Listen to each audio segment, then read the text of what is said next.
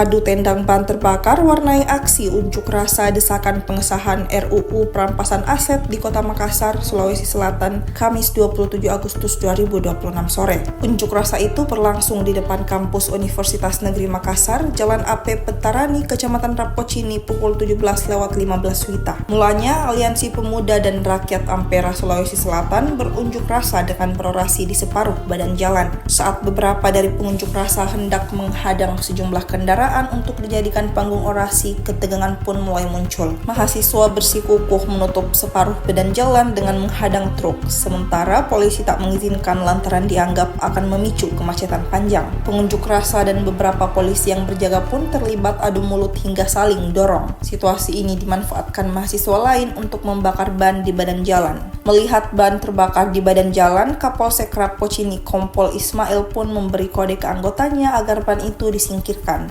Mendapat instruksi, personel lainnya pun menendang ban terbakar itu ke bahu jalan. Mahasiswa yang tak terima kobaran api perjuangannya disingkirkan sigap menghalau. Aksi saling tendang ban terbakar pun mewarnai unjuk rasa itu hingga akhirnya kobaran api pun padam.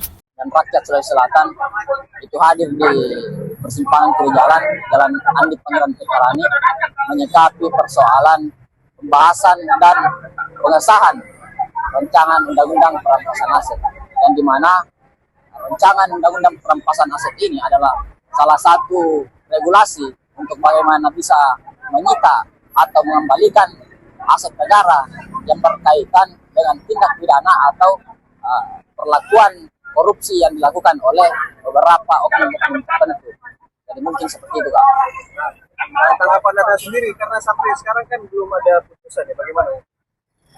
Kalau belum ada putusan, Kak, kami dari kawan-kawan yang ada di Makassar pasti akan terus mengawal terkait dengan isu yang beredar saat ini. Dan kami akan terus berjuang agar supaya para koruptor yang ada di Indonesia itu bisa diberantas dan diberikan efek jerah. Kalau dari hasil analisa kawan-kawan sendiri, seyogyanya seperti apa sih? Apanya, Kak? Undang-undang perampasan aset.